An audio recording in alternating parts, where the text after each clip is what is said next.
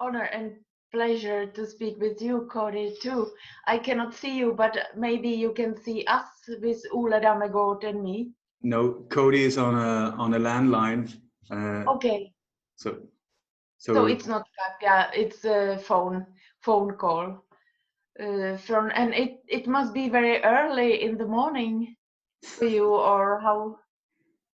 What time? Yes, it is early in the morning, but it's a wonderful opportunity, and I'm really glad I can feel a good spiritual vibration here, and it's really good that we're all together now. Yeah, I feel it too.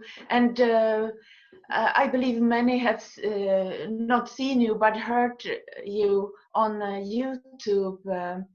You are a Black Ops contractor, former, isn't it so? And then you have written a book, Choosing the Light, later when you stopped working with the Black Ops. Is it something like 94, 95? Yes, I retired in March of 1995. Okay, and as I heard that you have been offered the job of Oklahoma City bombing, and maybe that it's this specific thing that made you to stop. Is it so, or do you understand that you have been offered the job with Yes. false flag of Oklahoma City bombing, which was 95? It was in April 95, isn't it? Yes, that Oklahoma City here in the United States, the Alfred P. Murrah building was blown up and detonated on April 19th of 1995. And I was offered the job to do that in October of 1994, about 6 months or so before it actually happened. Yeah, and what specifically would you do? They ask you to do? They asked me to blow up the building and destroy the building. And the reasons why had to do with the Iraq War and the cover-up in the Pentagon and the U.S. Department of Defense concerning depleted uranium weapons and the records, the medical records for Gulf War syndrome sickness. And that was the two main reasons. There was also political records that had been stored there that were law enforcement records that were about Bill and Hillary Clinton and some of their criminal activities in Arkansas, the state of Arkansas here in the United States back in the mid-1980s. So there was a variety of reasons why they wanted the building destroyed and the records destroyed. It reminds me.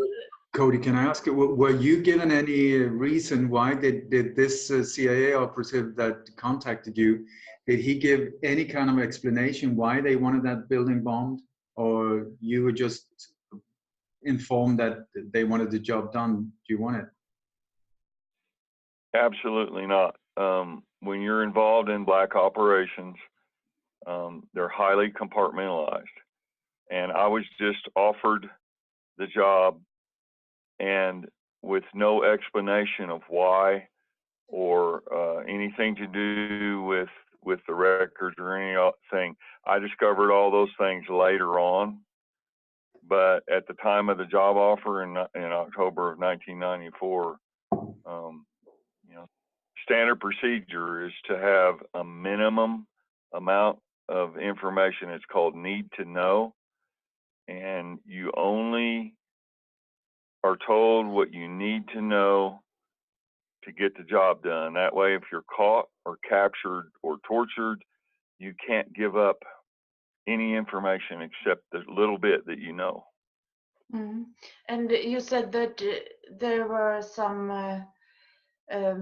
something they wanted to take out documentation or evidence of crimes, other crimes. It reminds me a little bit of World Trade Center Tower 7, that there was some evidence that they wanted to destroy at the same time. Is it correct that I'm?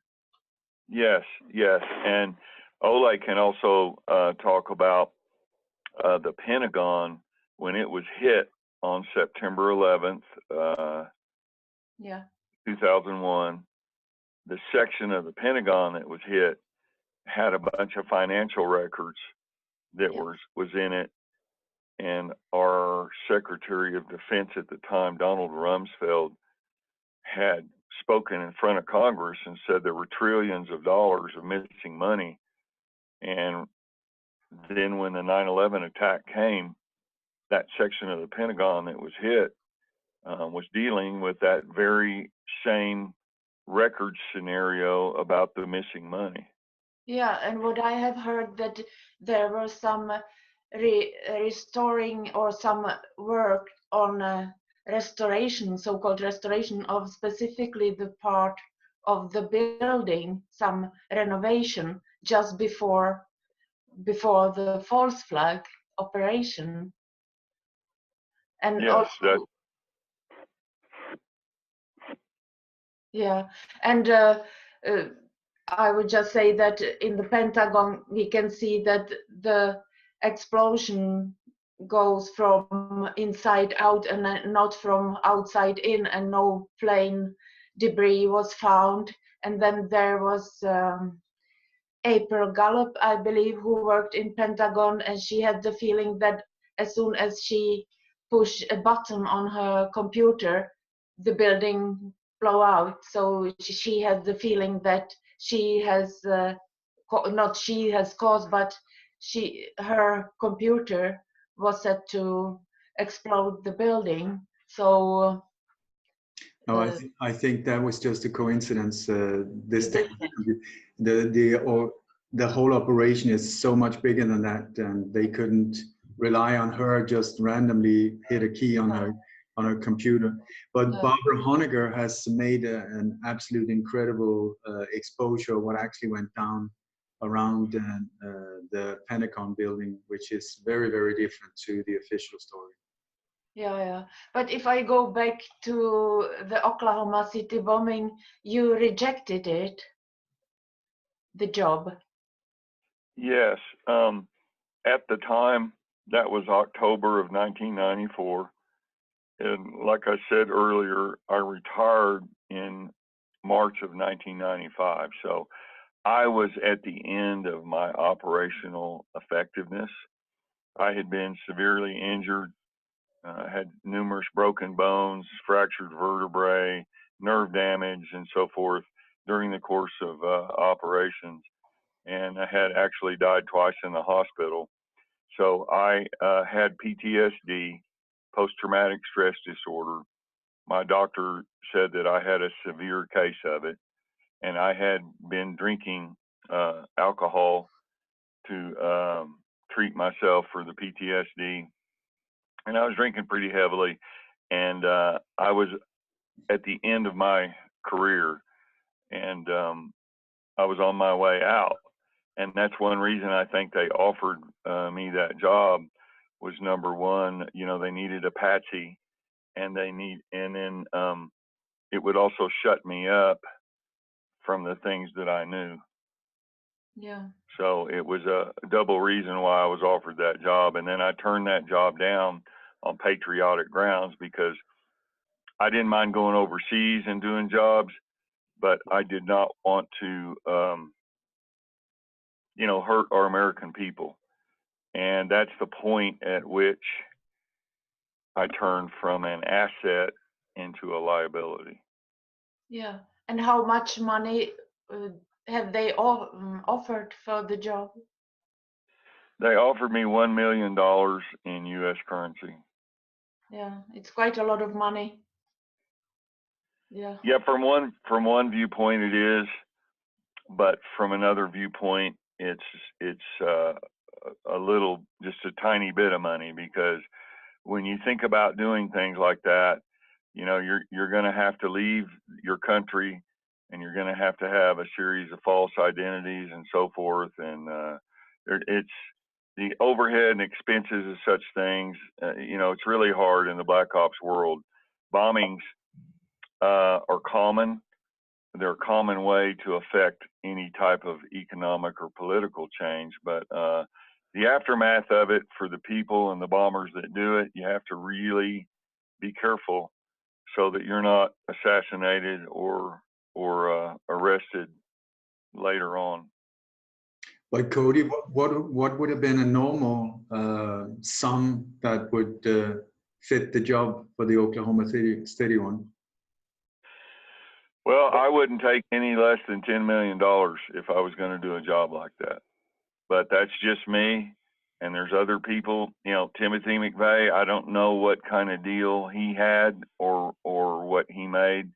You know, some people will take jobs on idealistic or religious grounds, and they don't even do it for money, like some of the terrorists that bombed the embassy or U.S. embassy in Beirut that killed hundreds of United States Marines. Some people are religiously motivated. Other people are idealistically motivated. But we worked for money. We were contractors that worked for money. Mm.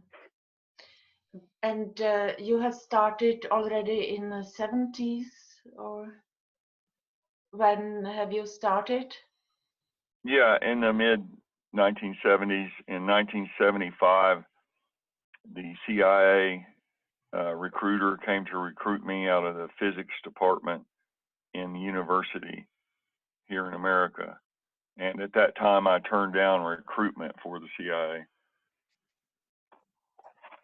Yeah.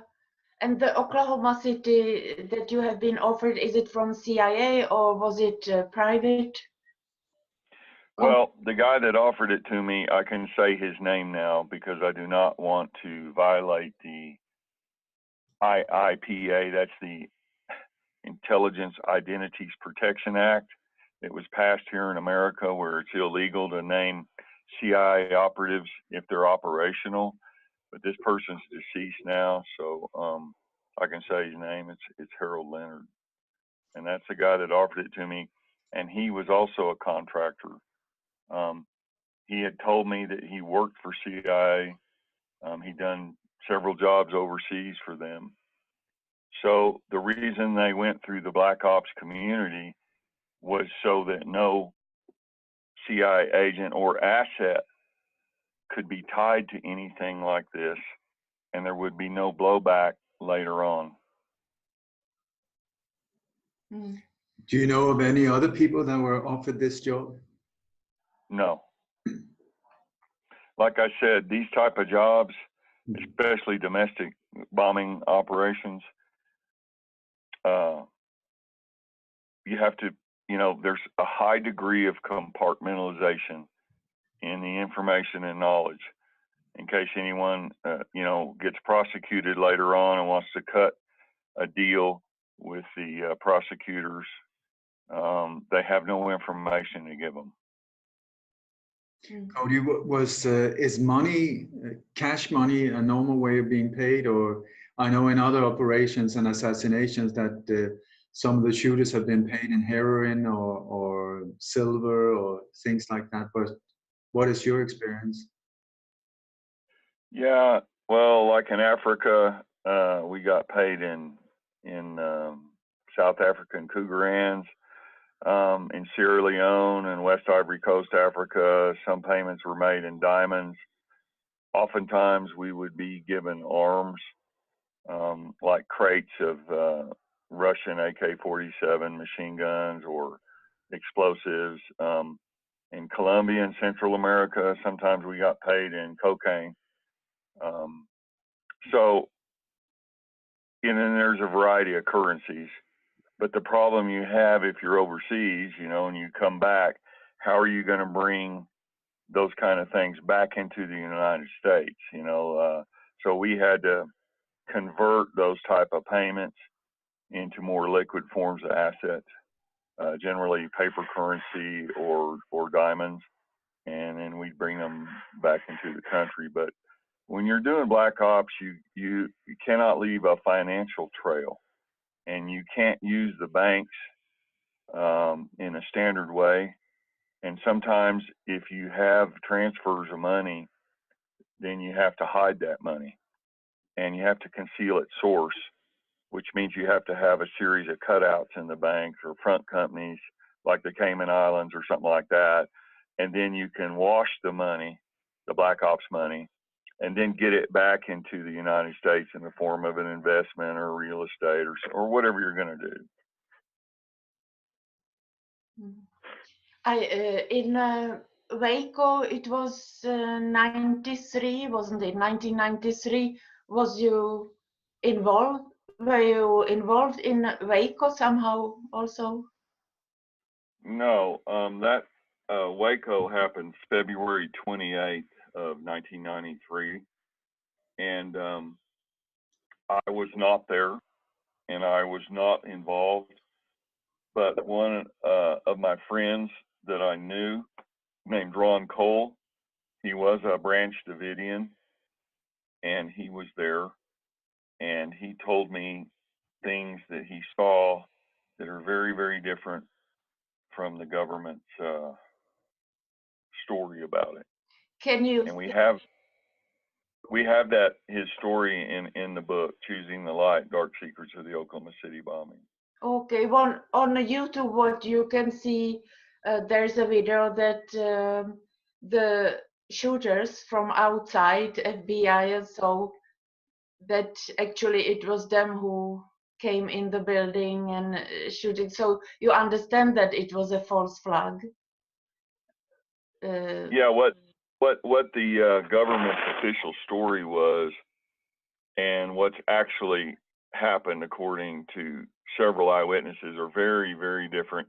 It's the similar pattern to Oklahoma City bombing and 9/11, you know, the Sheffield bombing in England and the Bali bombing. Ole knows a lot about that back in, I think, 2002 it was.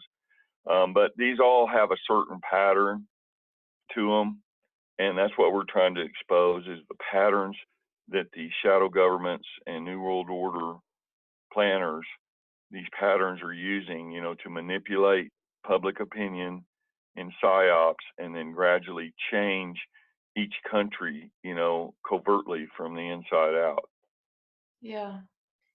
So if we go back in 1974 or middle of 17th, you are in university, and as I understand it, you have a degree in, is it mathematics and physics?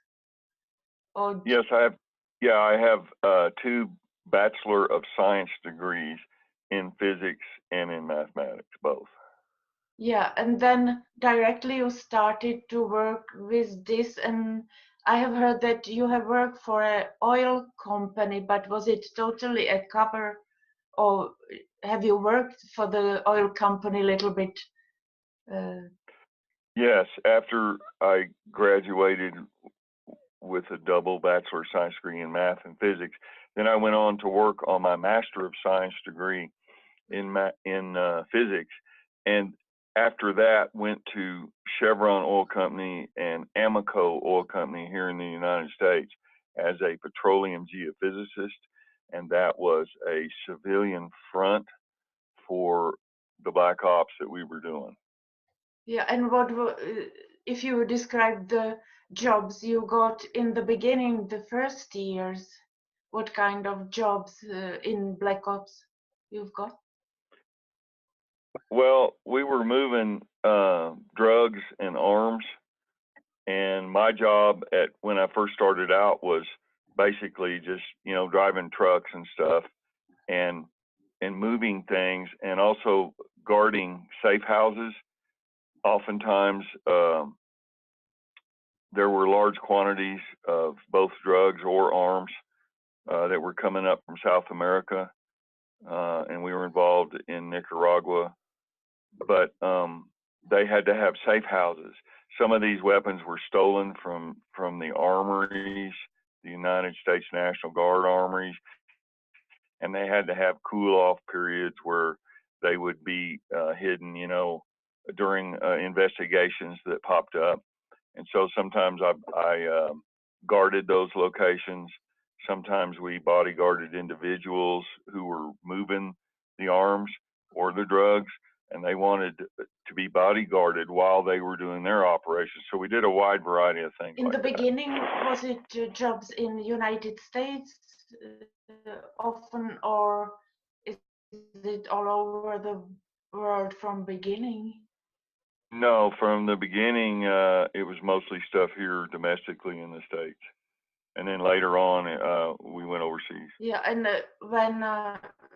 then later on, what kind of job you did? Was it even assassinations or terrorism outside of the United States? Well, I'm not at liberty to discuss that. Oh. So we did do black ops jobs overseas. Yeah. Okay. Okay. Is it usual that the CIA and these dark forces recruit people and universities?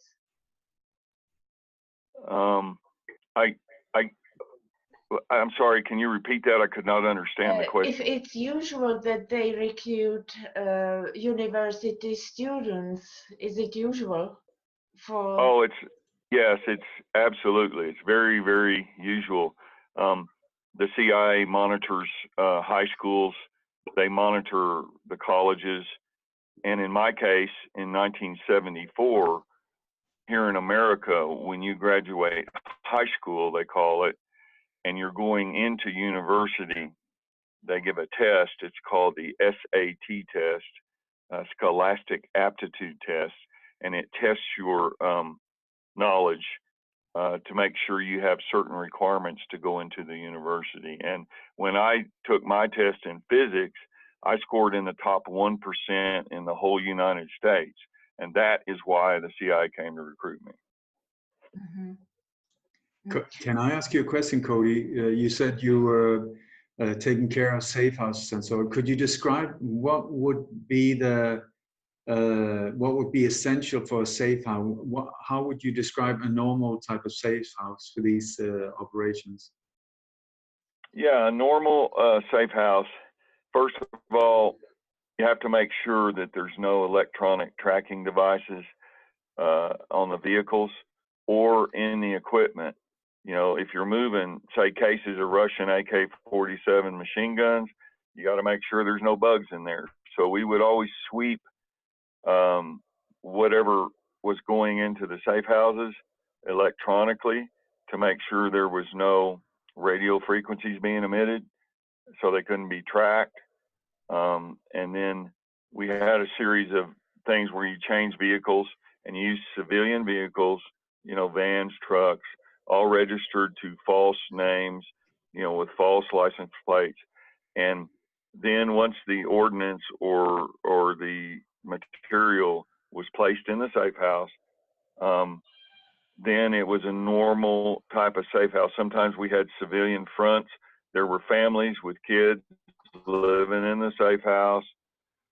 Sometimes they knew about the operation. Other times they were just cover families that they were not aware of what was in the house.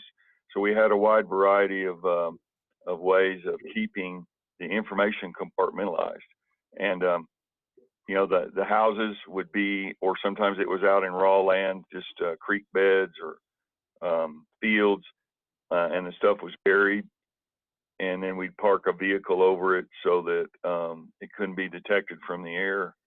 And that's just the way you have a safe house. It's a place where you can store things and keep things until a time is right when they're needed.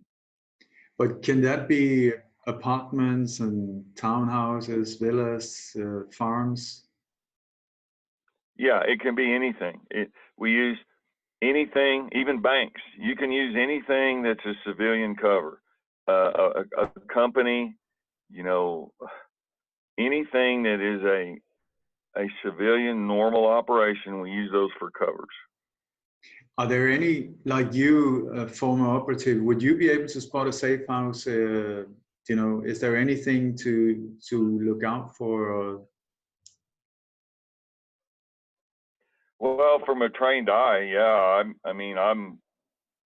I've done it for so long and seen so many different safe houses.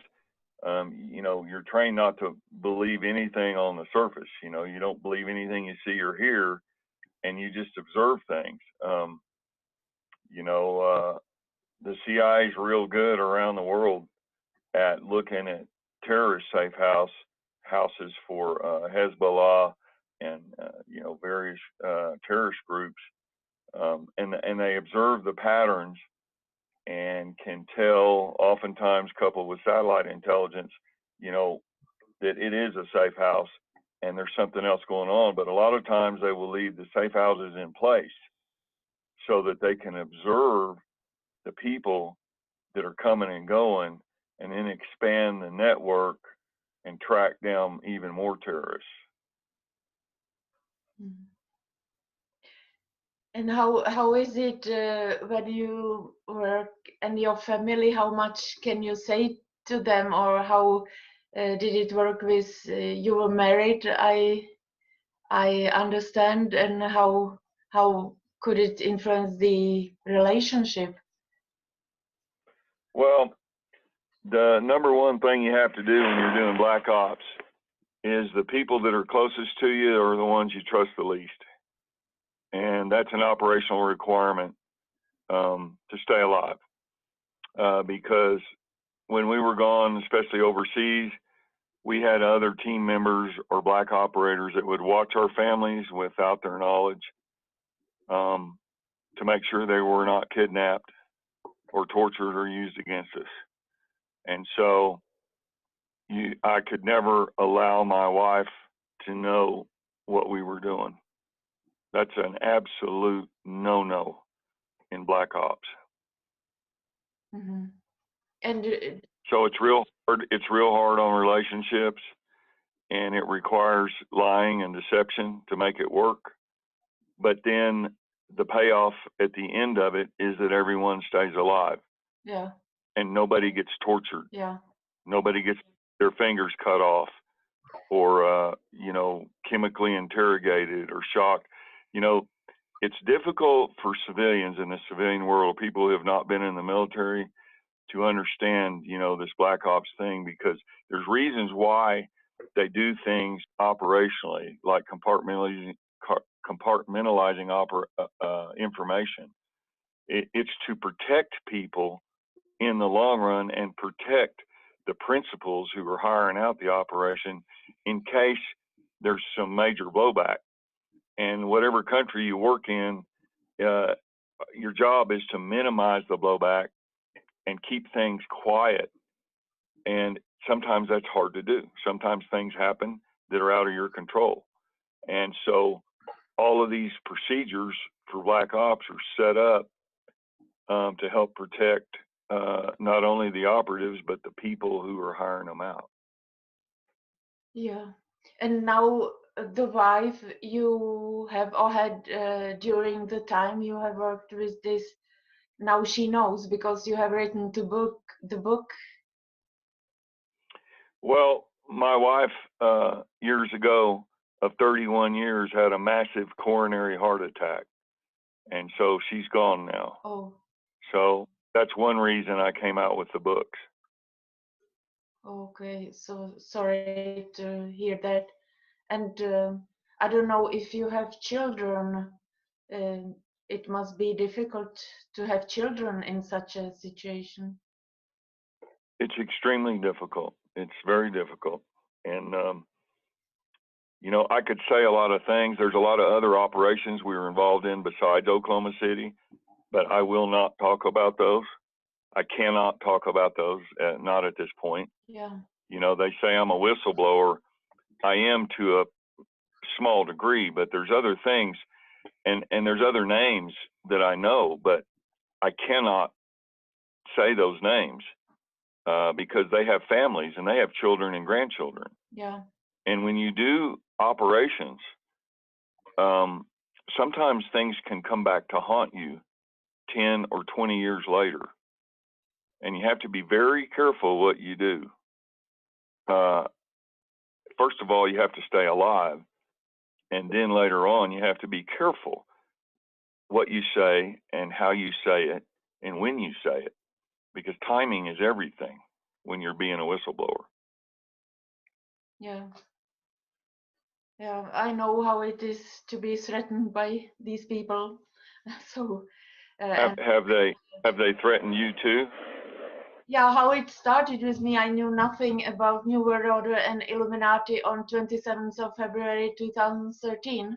And the next day, the British spies tried to kill me because I had sent an article to check television. And the article name is Spooks Hayward and Williams linked. It's if you know Gareth Williams, it was a spy, or he worked for intelligence in Britain, and he was found in a suitcase at home. And their explanation, the Secret Service explanation, was that he got into the bag just to check if he can get out, and he couldn't get out. So he died that way in his bath tube. In it was not September, it was August. Heat on is in his department, and he decomposed very quickly, of course, in the bath tube. So, and Haywood, it was a who probably wanted to do a coup d'etat in China, and the Chinese has found out, I guess, and they killed him. So, Yeah. so about this article, I have sent to check television because of something completely else, and to this article is linked American Secret Service man whose name is Trowbridge Ford. I don't know if you know him. And it was about MI5, MI6, that the former chief of MI5, Jonathan Evans, is a specialist on doing terrorist attacks, and the chief of MI6 by that time, 2013, is a specialist on overthrowing of a foreign government. And this, the Secret Service went after me and tried to kill me. First the British, then like within 2 weeks or middle of March, suddenly I have got attacks because I continued. So I've got attacks from somebody else. It was really attacks like they went into my Gmail and stopped it while I was writing an email, or I was walking in Czech Republic from one coffee shop to the other, tried to send a message about a conflict that they have tried to provoke in Korea, between South Korea and North Korea, and I tried to like stop this conflict. And it was somebody who followed me and blocked the message that I have tried to send from both the coffee shop, different ways. So I knew that somebody was following me on the surveillance, and stop it very effectively, much more effectively than the British who has done DDoS attacks on the computer only. But this other attacks was much more powerful. And then in the middle of May 2018, the head of Illuminati has sent a message. Well, we have a 5 years anniversary now today. So I knew that in the middle of March 2013, the head of Illuminati learned about me, little me here, who has known nothing about New World Order 3 weeks before, or about shadow government or anything. So it was like crazy these years. I don't know if you can understand me, but they have tried to blackmail me, for example, that they will kill my aunt in Chicago.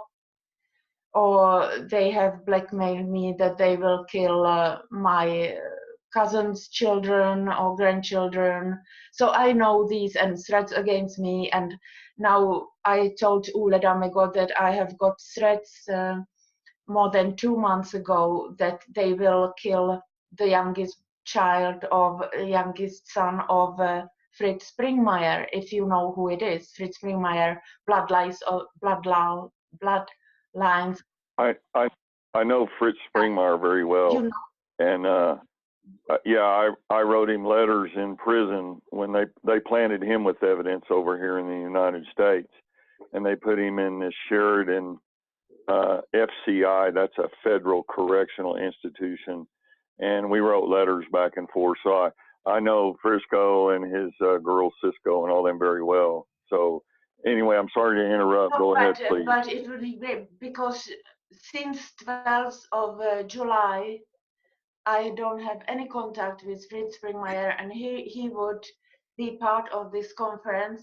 And I don't know what's with him, if he is safe or if he has got threatened, if he has got the same threats as I, that they will kill his youngest son. And I have directly written to Ole, and if you know Sandra Fecht, about that they are threatening to kill his child, but I didn't dare to write to him. I thought that it's too much. I will not write to Fritz about it. But after that, he vanished from me. We would have much of contact now.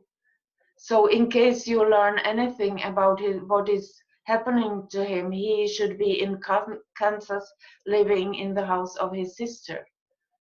So Okay. I would be. Well, one thing I just want to say is when they're trying to shut you up like they are a lot of us. They do not want the truth to come out, the New World Order people, and how they control intelligence agencies in various countries like MI6 and around the world. But sometimes you can get a little bit out like you did, and then back off and be quiet for a while and let some time go by, and then they start focusing on other people, because there's a lot of people like Ole that are trying to get the truth out, and there's a big truth movement around the world, and so they can turn their sights on other people, and you can lay low and move around a little bit and then pop back up. In Indian, we call that the mole medicine. You know how a mole goes underground for a while and he's safe, and then at some other point the mole pops out of a different hole, and so that's a one way to kind of defeat this New World Order assassination and violence thing. A lot of targeted individuals here in the United States, they have to move around, and once your emails get hit and they hack your computer and stuff, a lot of people just quit and they move around, or they write in pen names or use some other name, to get the information out. The important thing is to get the information out. Yeah, and you have to stay alive to do that. yeah, and I feel more safe here. I would live in Sweden, and I would be dead in Sweden. It's almost the same as Ole. Ole left also Sweden because of, and maybe the story. Well, I have a friend in Norway and another one in Tel Aviv, Israel, but I was just made aware that there was a missing WikiLeaks assistant named Campus, if I'm saying his name right, Kimphuis, and he was found in Norway. His belongings was found in Norway, but he's disappeared for a little over 2 weeks now, and his belongings were found near the sea somewhere by a body of water or something. And I just emailed my friend over there to see what he knew about it. But there are people being murdered and people being disappeared and people being threatened. It's really increased here in America just in the last 2 weeks. I've been getting calls and emails from dozens and dozens of people. They've been hit with microwave weapons. They've been threatened.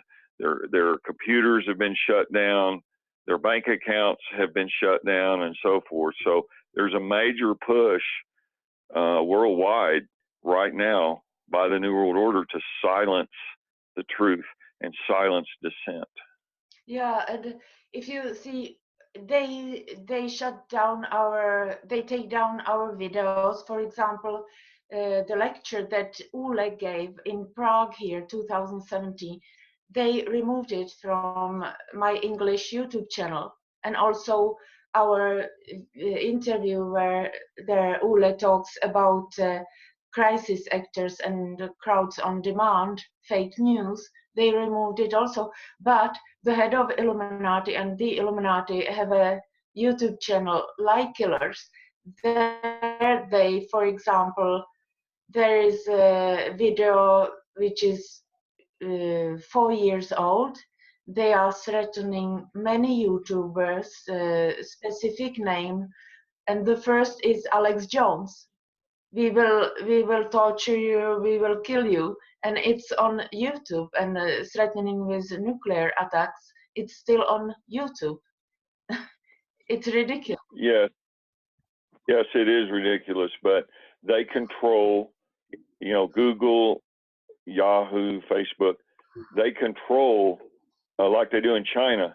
The Chinese government wouldn't let Google come in there unless they use their AI, artificial intelligence algorithms, to do the bidding of the Chinese government, and that is controlling information at the source and controlling dissent. And so this is a mind control war. It's a war of strategic deception and psyops, or psychological operations. It's being implemented through these companies like Google and the New World Order.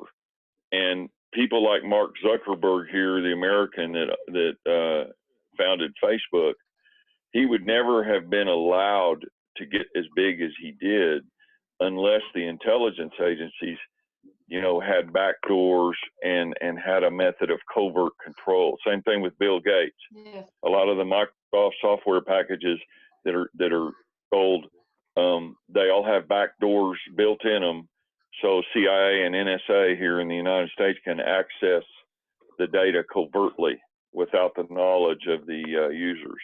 Yeah, it's awful. Have you also heard about a nano domestic quail that it's a former nun, Carrie Burner, that was speaking about it, and I have heard about it in October 2013, and what I've heard was that they have developed a nanoprocessor that they let us drink in municipal water, like in your country, or in Pepsi beverages, Nestle, Coca-Cola, and then it's inside of you doing nothing. But when they want to get rid of you, they do it this way, that they activate it via cell phone tower or drone, and when it's activated, you get influenza-like symptoms, and then within like 10-12 days you are dead, and that more than like 98% of people really die. Have you heard about this nano-domestic quail developed by DARPA? Yes, I have heard of it, although I have not seen it operationally. Back when I was working in Black Ops, I did see, vials that, were clear, they were poison, and, the people that were using them were told to coat the inside of a drinking glass, and it would dry perfectly clear, tasteless, and odorless. And it had a pretty long shelf life. And then whenever someone put a fluid into the container, the poison would activate, and then when the person drank it, death would come in about a minute or so. of what appeared to be natural causes, like a stroke or a heart attack, and they were protein synthesized poisons. They were poisons that would defeat the standard forensic pathology, where they use gas chromatography mass spectrometers. That's the GC mass MC machines. These things take tissue samples and they vaporize them, and they do a spectral analysis and then a gravimetric analysis on them to determine what poisons, like the old poisons like arsenic or cyanide, they will show up. Even radiological poisons like polonium. You guys may recall that KGB agent that just died in Moscow here in the last year or two. He was poisoned with polonium. That stuff all shows up. But the newer poisons, you can't, there's no residue left in the tissue. Now, the stuff you're talking about are like electrochemicals.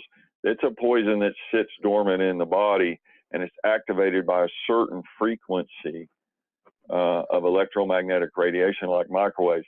I've heard about that from DARPA and from CIA, but I have never seen it. I've seen the other kind of poisons, and I know they're real, but I've not seen what you're talking about. Yeah, this polonium poisoning, I believe maybe you were talking about Alexander Litvinenko that was poisoned in London. And yes. I wanted to ask you, I wouldn't believe that any Russian has killed him, but the British has the reason to kill him. So, and there were also, but you don't know anything about it, maybe? No, I don't know anything about that except what I saw on the civilian news, which I've learned not to believe. But he could have been a double agent, and he could have been murdered by MI6 or poisoned by MI6.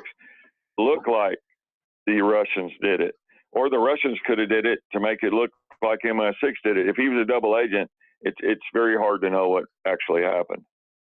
Yeah, there was actually a restaurant that where he has been with some Italian guy, and the personal staff has got rashes probably of the same poison. So it was like I believe it was the British, but okay, it looked like that.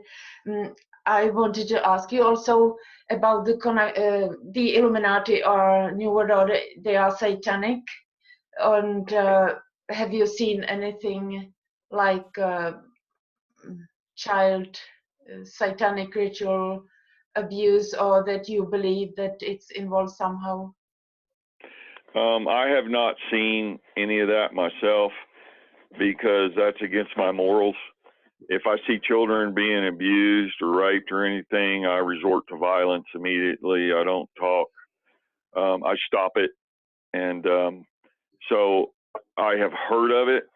We were not involved in child trafficking or anything like that, although I did meet several people overseas that were prostitutes, both male and female, for this pedophile network thing. But I was not involved in that. We basically, moved arms and drugs, and we did a lot of bodyguard work and guarding of safe houses and so forth. And I tried, very hard to stay out of assassination activities. So, there's a lot of things that I will not talk about, though. I just can't at this point. Yeah, I understand, but we have heard, like through the usual people who don't work with Black Ops, that the money laundering from these drug, that it's the biggest banks that it's doing the money laundering. Yeah, one of my girlfriends years ago, she was in Miami working, and she had dinner with Pablo Escobar, and you know, from Colombia, and we were involved in a lot of that stuff down there too. A lot of the money, you know, from those operations in South America and Nicaragua, you know, they were laundered in banks, some of them here in America. And one of the big bank hubs back then was the BCCI Bank. That's the Bank of Commerce and Credit International in the Cayman Islands. And I knew some guys that were vice president of the banks and so forth that helped. You know, they used their civilian front as being a banker. And of course, the whole time they were working in black ops. And the pay was very good. You know, they got their normal pay from the bank, but then they made a whole lot more money washing money and zeroing out accounts and forging documents, and you know how it all goes. Mm-hmm. And when they pick like you and people, it's obvious that you must be quite intelligent, but is it some kind of personality testing that you can stand to work with it, or do you think they have checked your personality that you will be able to do this in 20 years? Yes, standard procedure, like here in the United States, for the CIA, if you accept recruitment for them, they send you to a place called the Farm around Langley, Virginia. But before that, you know, they do a whole battery of psychological tests, and they try to, you know, determine your psychological makeup, whether you can sustain black ops and so forth.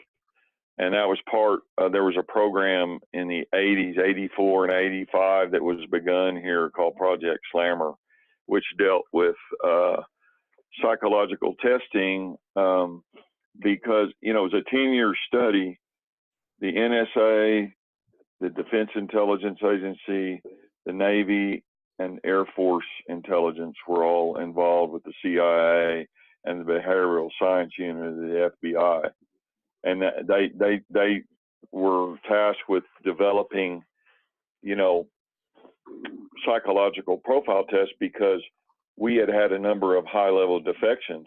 One example was Aldrich Ames, who was our CIA station chief in Moscow, and he was turned by the KGB in Moscow, unbeknownst to the CIA. And then when he got back to Langley here in the United States to finish out his 20-year career, he was actually stealing secrets and selling them to the Russians.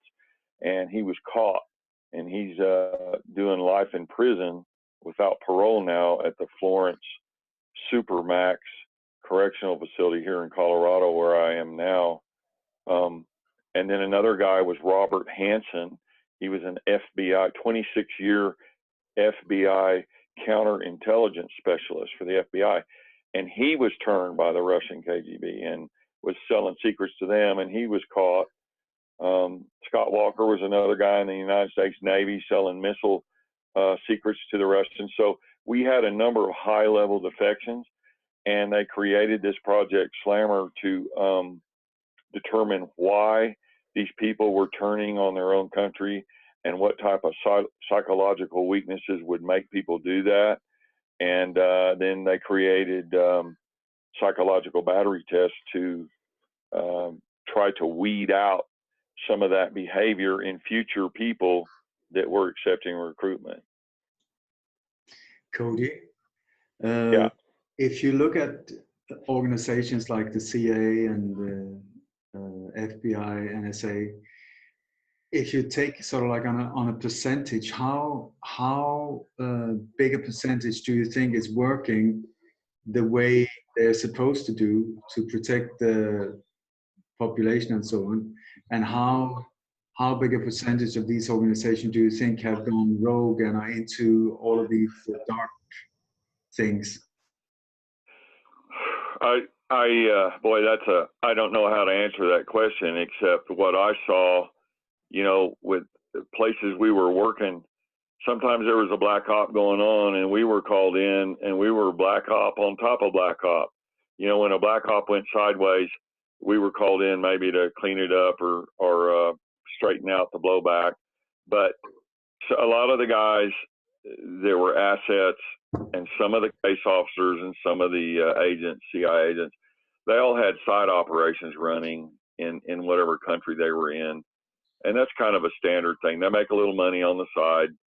And so, you know, their overall allegiance is to our country, but they also do things that may not align up with that allegiance. You know, the line between patriotism and treason is real thin. And I really can't answer that question. There's a lot of good people in the NSA, the CIA, you know, the military, and they're trying to do their job and trying to protect their country.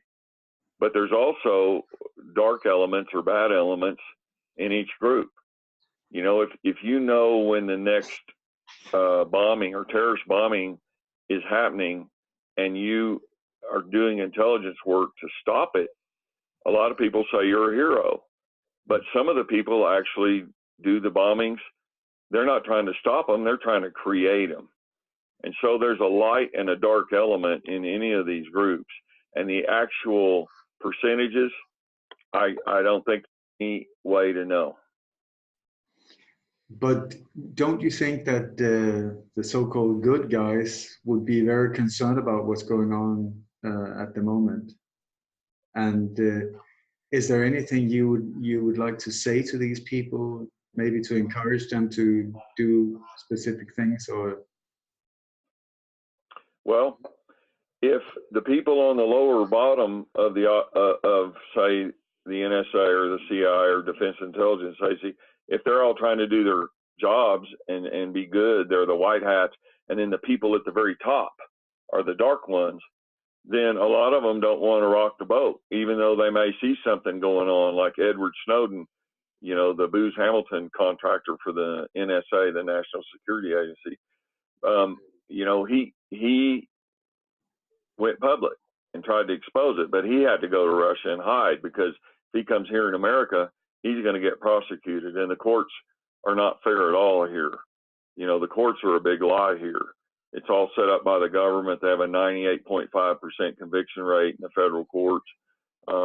It's all rigged and it's horrible. But, you know, some of the white hats may see some things going on, or they may not know it, because you got to remember, there can be good and bad people in a group, in an organization like MI6. There can be 90% good ones and then 10% bad ones. But the 90% good ones are compartmentalized out of the loop and out of the information that these dark events are going on. And so the compartmentalization of information, even though people may know something or they may feel something bad is going on, they're powerless to stop it because they're not in the loop. And if they do get in the loop and do get access to it, then they're murdered, or their family's threatened, or their children are kidnapped, or whatever. yeah, there was I think his name was Stanfield Turner, the CIA director under Jimmy Carter, who started to clean out quite a lot. Do you think was that a real operation with the intention of cleaning out these things? And is that a possible way in the future of how it should be done?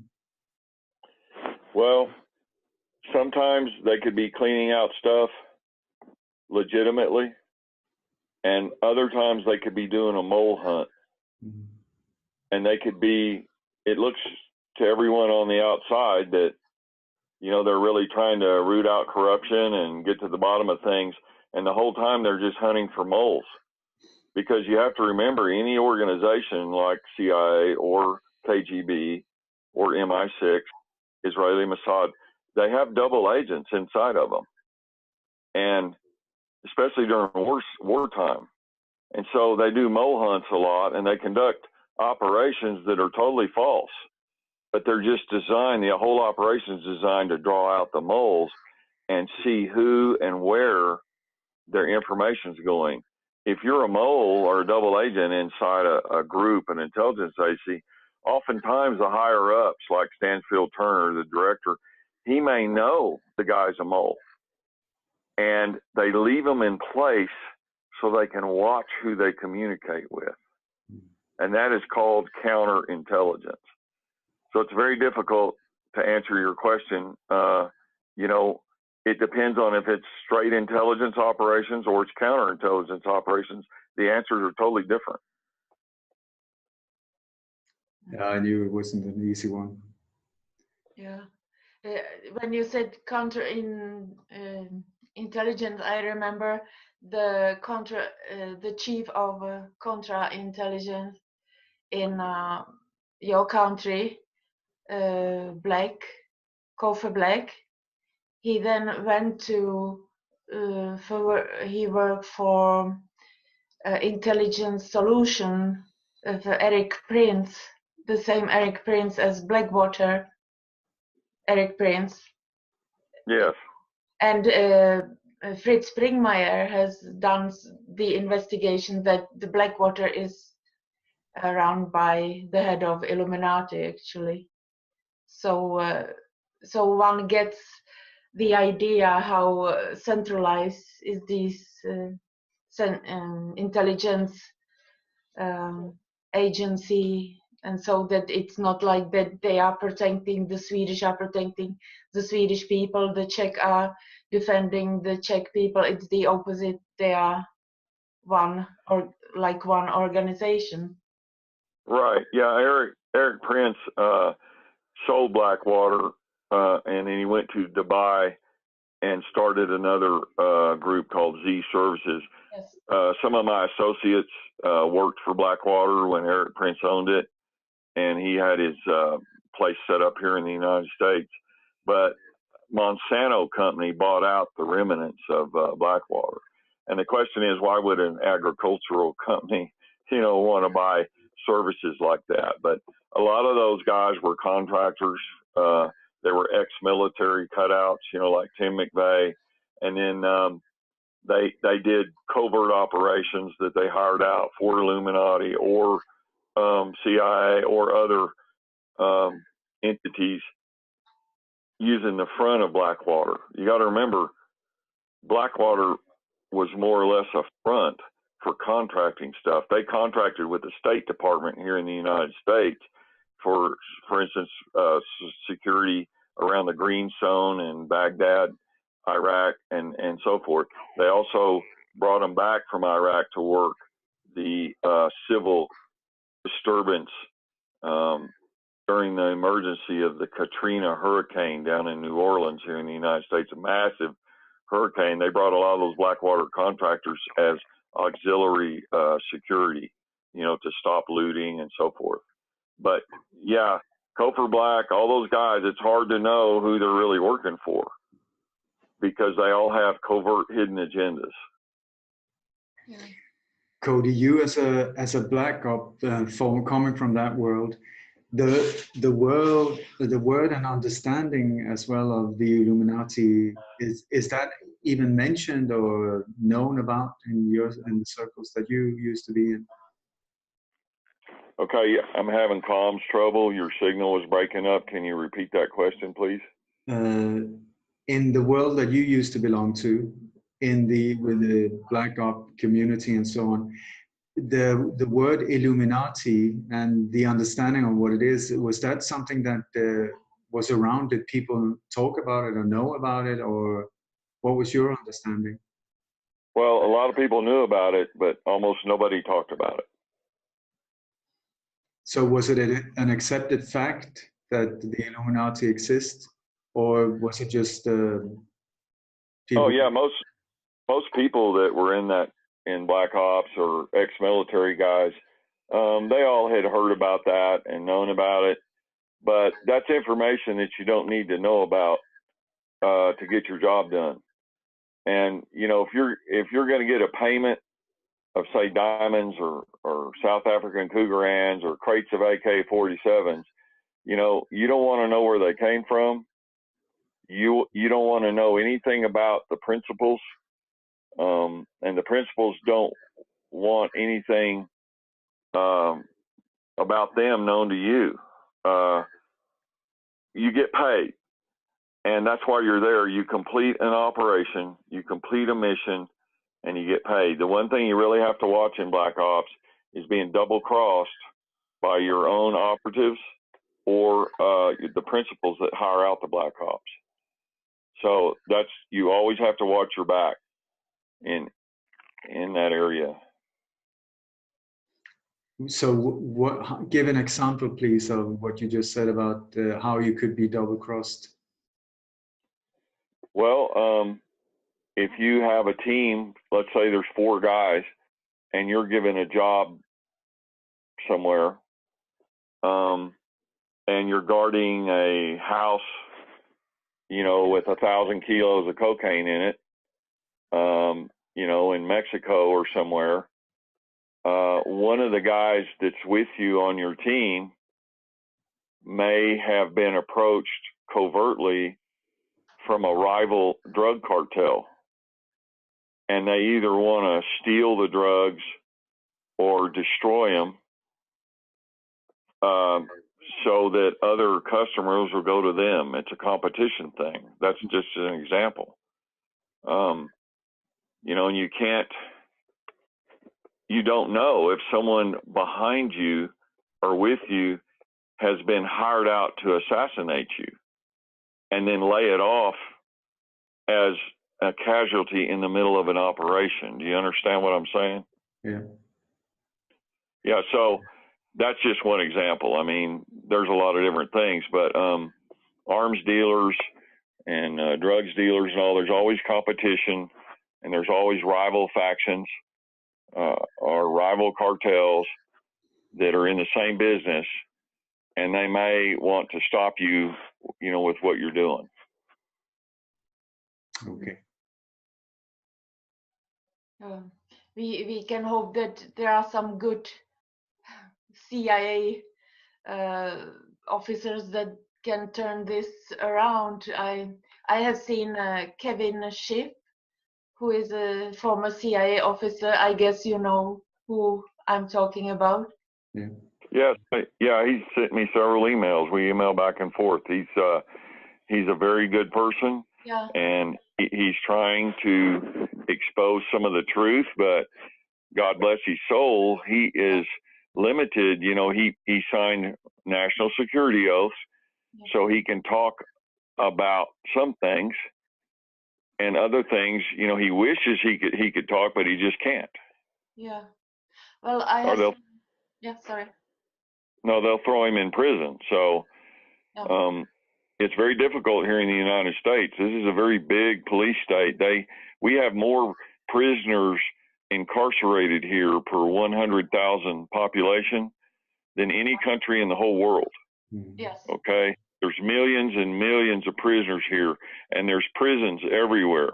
The United States, in my opinion, is one of the biggest police states in the whole world, and you have to be very careful what you do here, because they have a huge shadow government, and they watch and they wait, and they can plant you with evidence, or they can murder you, or they have a lot of ways to shut people up.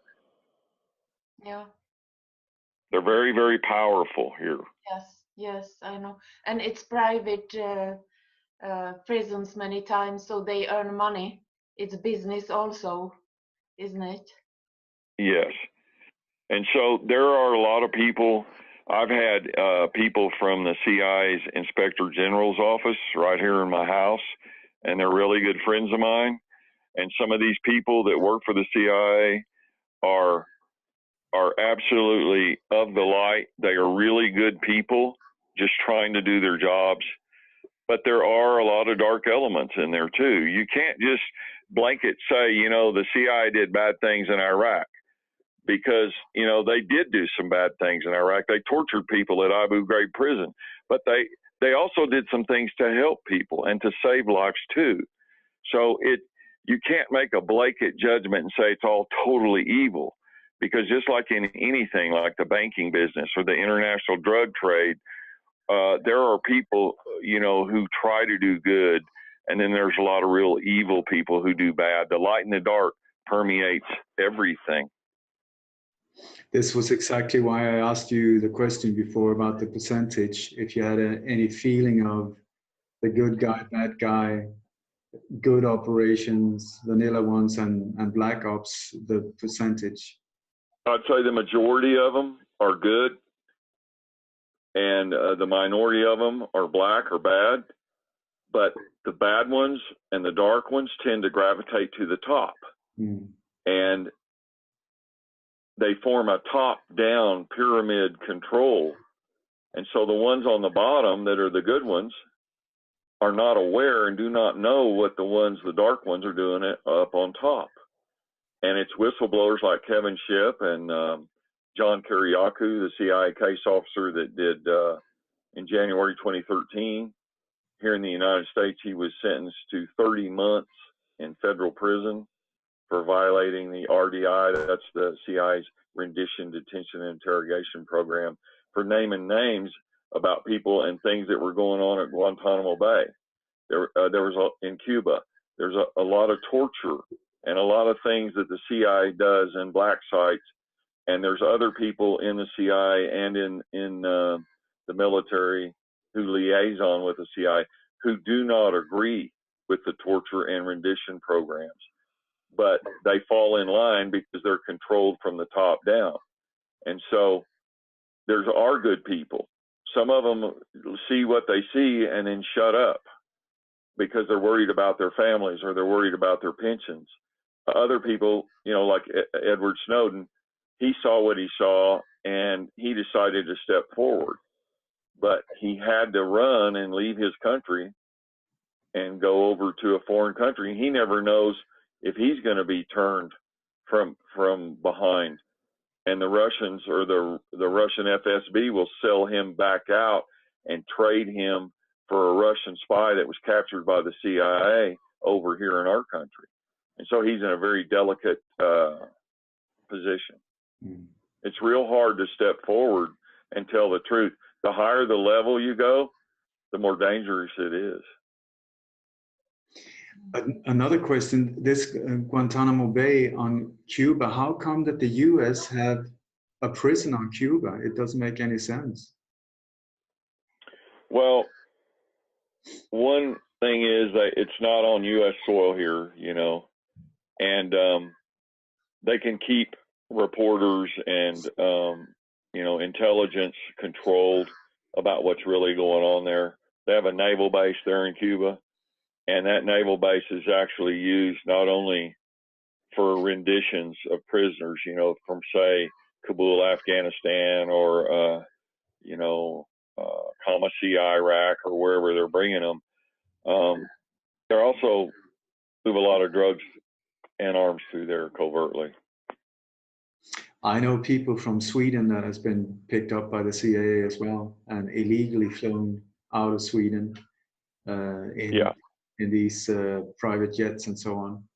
It seems like most of the flights go to Schiphol in outside Amsterdam, and then from there onwards. Yeah, the CIA has a whole range of front company civilian aircraft in countries all around the world. They have black sites, covert sites where they can rendition and detain and interrogate various prisoners. But they have a big black site under prison in Damascus, Syria.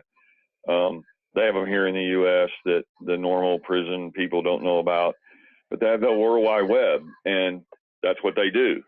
And sometimes the information that they glean from these people does help stop intelligence leaks or discover moles or provide information on how, for instance, ISIS is moving arms or Shining Path down in Argentina is moving weapons back to the Middle East or cocaine or something.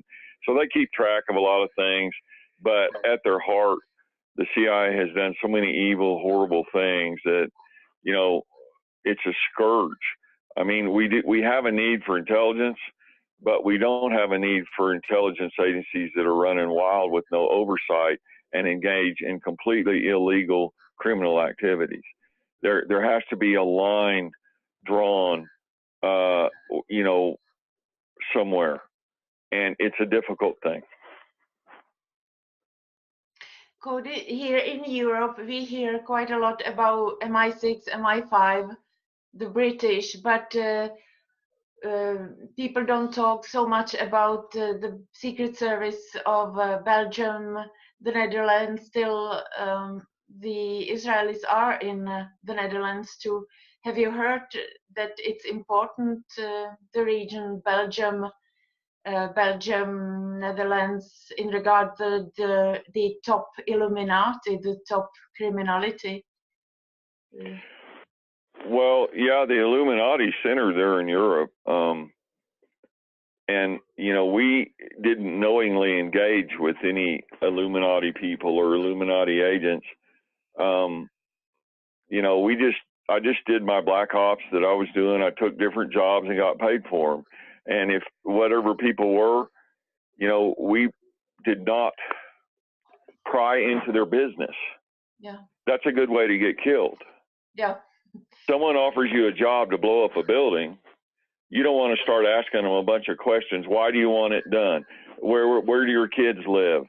How much money? Where are you getting the money to pay for this? If you start asking all that kind of stuff, number one, all your jobs in the black ops community will disappear and the word will get out and no one will trust you. You have to work by compartmentalization. You have to work on a need to know basis. It's absolutely critical to work on a need to know. You need the bare amount of information to get your job done. And you don't want to know anything else. Okay? Now, when you're out here in the civilian world on the truth movement and you're trying to answer all these questions, yeah, people ask a lot of questions and they want to know all these answers. But when you're in the black op world, you can't act that way or you'll be killed. Yeah, I understand. It's true. Yeah. What do you know about, even if you haven't worked with it, about that? I have a feeling that all these very well-known pop group has lost one member, that they are sacrificed, and many pop stars have been sacrificed ritually. That there are gangs that they do these assassination. Even if you haven't worked with it, do you know anything about this business? Okay, I could not understand what you were saying. Could you repeat the question, please? That on YouTube, and so we have a feeling that the pop stars like Prince, Michael Jackson, Whitney Houston, they have been assassinated ritually. So, and many also members of pop groups have been assassinated. Even if you didn't work with it, do you have any information that it's so that there are like death squads or assassinations? Yeah, I understand now. Well, to answer your question, there are death squads, okay, and they're all over the world. They're in every country in the world, okay. Some of them are government death squads, and some of them are mafia, hitmen and death squads like that. But some of these pop stars, I don't have any operational knowledge about any of that, and a lot of rumors and real conspiracy theories and so forth surface on YouTube. And I can tell you about Michael Jackson. I have a friend, very close friend. He used to work with Michael Jackson and on his concert tours. Okay. And he knew Michael Jackson really well. And, his feeling when the Michael Jackson story broke was that, he just did too many drugs. And it was not really an assassination. It was just a mistake. And so with these popular stars like John Lennon and the Beatles, when he was shot in New York, a lot of people said the guy that shot him was a CIA mind controllee and so forth. That could have been the case. He could also have been just somebody who wanted to, be famous or something. It's very difficult when you get around celebrities and real popular people like that, the rumors are expanded exponentially. And so you have to be very careful. The problem with figuring out what happens with these things is that the forensic evidence is usually tampered with and controlled with at the source. So us listening to it downstream on a newscast or YouTube or whatever, the information's already been corrupted and planted and doctored before any of us ever see it. And they can make it look any way they want to. So it's really hard to believe anything about this kind of stuff. Mm. Well, I can say the shooter of John Lennon was not Mark Chapman. It was his name was Jose Perdomo, and he was the highest ranking officer for 10 years in Operation 40. But there was a secondary shooter as well there. I believe his name is, maybe I shouldn't mention it here, but he's from Toronto, and he was part of one of the head cleaners that have been around for many decades, cleaning up possible leaks and so on after many of these major operations. Mm-hmm. Yeah. Okay, I wanted to ask something else. In Sweden, during like 10 years ago, I had no idea about Illuminati New World Order. And a colleague, a medical doctor, I am a medical doctor, so he is a medical doctor from, let's say, Belgium, Netherlands. And if I could describe him, he was like very successful, beautiful, also perfect on all like you would say, can it exist such a perfect person like this man?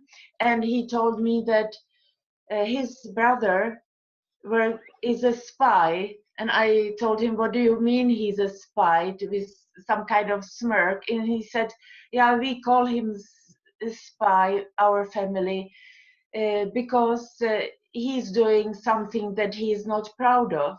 And I was thinking, okay, such a successful medical doctor, Mr. Perfect, his brother is probably not standing at the corner selling drugs for a few euros.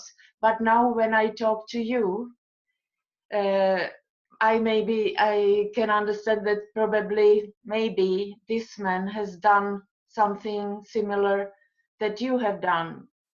And I'm thinking, how could we prevent that at the universities, these these intelligence secret service recruit people, intelligent, highly intelligent people to this job with like explaining you can get a lot of money. How could we help to prevent it? Is it possible, or do you have an idea? Well, it's very hard to keep young people from wanting a lot of money. Like here in America, most people, that's about all they think about is money, money, money. Mm. And so money is a big motivation. Some people during the Vietnam War here, they ran to Canada and evaded the draft, you know, but a lot of people went over there on idealistic grounds. You know, they believed in fighting the communists. And so there's ideology and there's religion and then there's money. And money usually wins out over all of them. In fact, in Project Slammer, the declassified results of that is, you know, a lot of the reasons why people turned on their own country and was for money. Aldrich Ames, for instance, the CIA station chief in Moscow, he betrayed his own country and defected to the KGB because of money. He had married a Colombian national woman, and when he got back to Langley, she was taking big trips back and forth to South America and stuff, and they lived a pretty exorbitant lifestyle. And he was getting paid money by the KGB to augment his meager CIA salary and the small retirement that he was going to get, and the money was the motivation. It's hard. It's hard to answer that question. If you ask the average person, you know, do you want $1 million? Would you go, you know, do something, move some drugs or shoot somebody or whatever for $1 million? There's a lot of people that would do that, you know, especially real poor people down in Rio de Janeiro, you know, they live in slums down there. I don't know how to answer your question. I don't know. Yeah, it was maybe not so a smart question. I would ask you also about the something else. I believe it was William Colby, the former CIA chief, like more than 40 years ago, that he was in Congress and he talked about the assassination method with the pistol, with coagulation, some kind of medical that gives you a heart attack or lung emboli. That, and he said that the people who use it most are intelligence office or secret service. Do you have a feeling that it's even more people nowadays that are assassinated with this method, with this coagulation substance? Yeah, I think you're referring to back in 1975 here in America, we had the church committee hearings. That was Senator Frank Church. And there was another guy named David Boren. He was a senator from Oklahoma, and they ran a investigation where they held up that bioinoculator gun, which was a flechette, you know, fin stabilized flechette round that was fired out of a CO2 quiet type of pistol, and they would put various nerve toxins on it, and then they had the ice dart, which had a water soluble toxin on it. And when it entered the body, then it melted and delivered the toxin, and there was little evidence. Yeah, all this stuff was real, and they used it back then. Since then, they've moved on to some higher methods and better methods, mostly dealing with psychotronics and electronics. But, you know, they use any and every weapon. And as technology grows and changes and gets better, then they move with it. And so some of the stuff they have are, like you're saying, the electrosensitive poisons and other things like that. Microwave modulated fields from microwaves. All these kind of things are being used now. Yeah. A lot of that stuff from the past is being declassified, and stuff from the MK Ultra programs from the CIA, some of that's being declassified, and others, parts of it are still classified. They're extremely sensitive, so we don't know. Yeah. And how are you now dealing with all this, like spiritually, and you are native, like you have the roots in, your parents are Native Americans, or I have a feeling that you, yeah. Yeah, my grandparents are Native American Cherokee. I'm mostly white, but part Cherokee. And later on today, we're going to a big powwow here. It's called an intertribal powwow, which has many tribes. There'll be Apaches, Shoshones, Cherokee, Lakota Sioux, probably some Cree Indians, you know, various tribes. There's a whole bunch of different tribes, but yes, I'm part Native American. Yeah, and how do you deal with all this? You said you have PTSD, post-traumatic stress syndrome, and all these memory. How are you dealing with it? How do you go, like, see the light? What helps you? Yes. Can you excuse me just 1 second? Hang on. Yeah.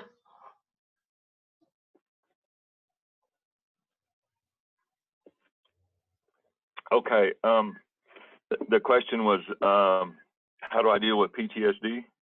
Yeah, and like your spiritually with the memories that comes, and how do you deal with your situation and the part?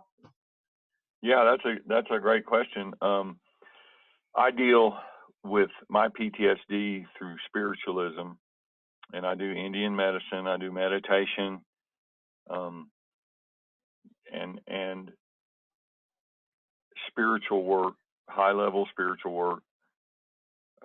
Before I used to drink alcohol, and I'd get drunk before I went to bed at night, and that's how I dealt with PTSD. Another way we deal with it is isolation. You know, I live way out in a cabin by the national forest in a remote area in the mountains, and the mountains have their own healing power. But when we would get back from overseas, it was extremely difficult to try to readapt to civilian life because it's so different. And so you can isolate and go out to a quiet place and stay there. You know, one time I was in a grocery store here in America after being overseas, and I was standing looking at coffee in the aisle, and a woman, I didn't know it, but she was in a big hurry, and she had on a long black coat, and she pushed her cart right in front of me real fast. And she was just in a hurry trying to get her stuff and go. But to me, it looked like it was an assassination. Mm-hmm. And I almost broke her neck. You know, we were trained in that situation like that to snap somebody's neck and then use them as a body shield because I didn't have a bulletproof vest on. We always wore bulletproof vests when we were operational.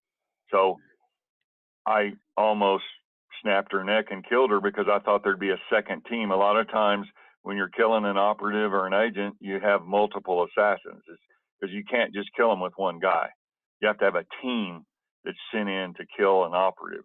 Killing civilians is real easy. You send one guy in, he can do the job and leave, but trained guys like us, it's not so easy to kill us. And so my PTSD kicked in after that event. What was really happening there was this woman was just in a hurry and she was rude and she came up close to me and got her coffee and left. But I stopped myself, but I got a big adrenaline rush and I had to go isolate for almost an hour. It's hard to know if someone's coming to kill you or somebody's just coming up to get in line beside you when you come back to the civilian world. Do you understand what I'm saying? Yeah. Yeah, so to deal with PTSD, you know, there's a variety of methods. A lot of the veterans here, I have many friends that were U.S. Army veterans in Vietnam, Afghanistan, Iraq, and they all take medications like Prozac plus other antipsychotics. I used to have bad dreams where I'd wake up, I'd see faces of dead people and hear people screaming and so forth.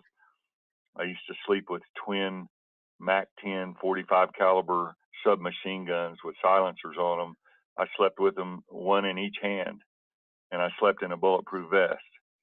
And I always went somewhere where no one knew where I was. That includes my wife, because I never knew if my wife had been turned behind my back. So this is an extremely difficult world in the Black Ops world. And the answers that apply, you know, when you're looking at it from a civilian perspective, never work. It just doesn't work. But what worked for me was doing high-level spiritualism and meditation and bringing the light and calling the light into myself. And whenever I do have a PTSD attack, because I'm diagnosed on my medical files, it says severe PTSD. And whenever I feel those feelings and I have the anger and so forth come up, I always isolate myself and I get away from people and I wait until it passes, because in the middle of a PTSD attack, the anger and tendencies of violence are so deep and so strong that sometimes you can't control yourself and you will kill somebody, you will shoot somebody. And so people like us are extremely dangerous. And I know I don't belong out with a lot of civilians. That's why I don't show my face a lot on interviews. That's why I don't do speaking engagements and get up on a stage, because I would never do that without a bunch of bodyguards around me, and they'd have to be heavily armed, and I'd have to be heavily armed, because I don't want something that we did in the past, 15, 20 years ago, coming back and creeping up on me. You always have to keep your guard up, and you can never go out. Even today, I still look under my cars and trucks when I turn the key. We used to have long mirrors where you could slide them up under to see if someone had put a bomb on your solenoid wire on your starter. I've seen people turn the keys on their cars and be killed instantly. So there's a very fine line between paranoia and awareness. And there's a very fine line between dying suddenly and staying alive. And every person must find their own way, whether it's drugs or alcohol or religion. My uncle, he was in Europe in World War II at the Battle of the Bulge in the Ardennes Forest. And they were surrounded by the Panzer divisions of the Nazis, and they ran out of supplies, and he had to escape. And he made it back to the Swiss Alps, but he was in horrible shape. He was very sick. He had to drink bad water. He was very sick, very frail, very thin, and he survived World War II. And he became very, very religious when he got back here. And that was his way of dealing with the horrors that he had seen.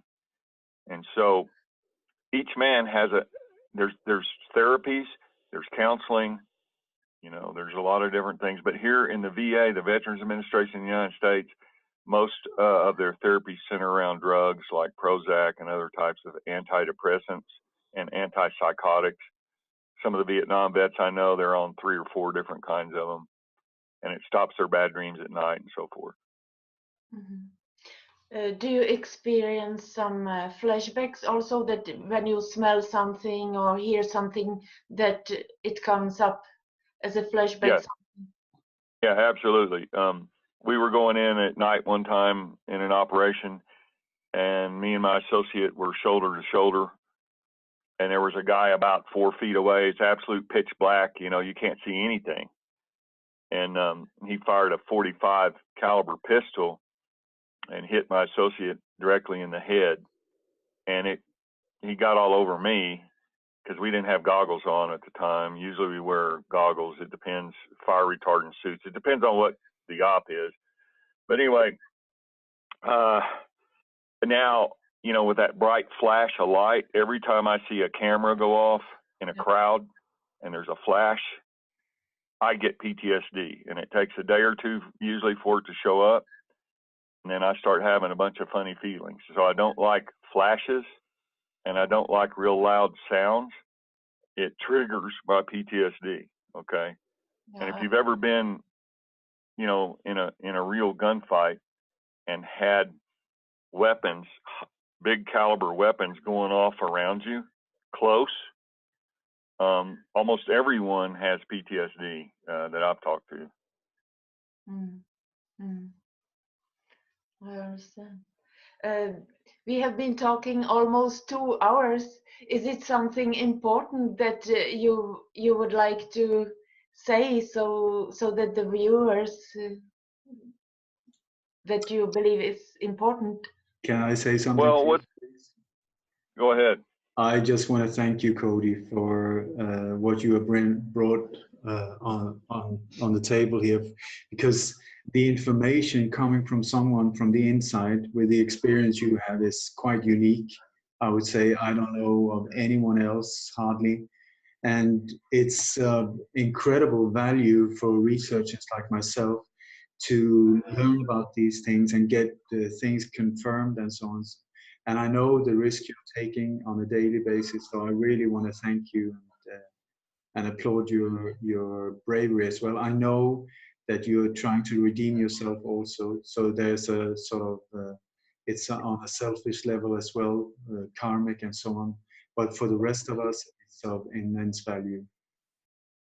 Well, thank you guys. But, you know, this is all bigger than me or bigger than Black Ops or bigger than the CIA or any of this crap. It's this is a spiritual battle between the forces of light and the force of darkness. And it's manifesting in the drug trade and in the arms trade and in the banking, and it's manifesting around the world through different politicians in different countries. And the message that I have is that if you strip all of this illusion and separation away, that's an ego-based ear paradigm that we're looking at the world through.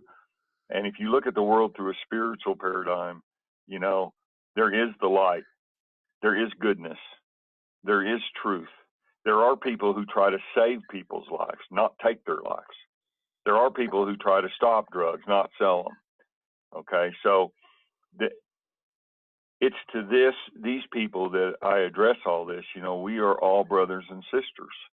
We're all human beings, regardless of what country. And we're all spiritual beings of light underneath that.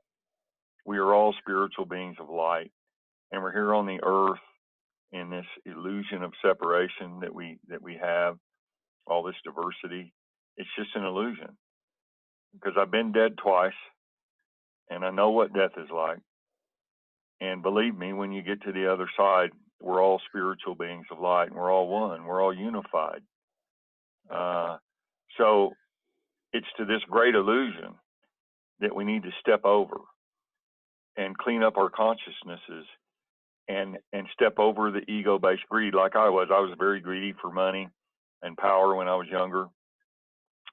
And that it took a near-death experience for me to realize how transitory and illusory this earth life is. None of us are going to live for very long in our bodies. It's all short, and it's all basically an illusion to the higher spiritual truths about reality. Thank you so much, Cody. It was well done, and I believe the same as Ole, that it's important. You have done a lot for us others to understand this situation. So thank you so much that you were so frank, that you spoke so frankly. Yeah, I try to talk, but there's, like I said, there's a lot of things I just won't talk about. You know, I'll try. I try to do good, but I have to stay alive. Yeah, you have to stay alive. It's important. So I understand, and everybody else, I believe, as well. So, but thank you very much for all you have done for us. And thank you, Alexandra, for what you've done. I want to thank Ole for what he's done, because everyone has a little piece of the puzzle. And when we put them all together, maybe we can see clearly and see the bigger picture of truth. Yeah. Thank you, and bye-bye. Okay, bye-bye. Bye-bye.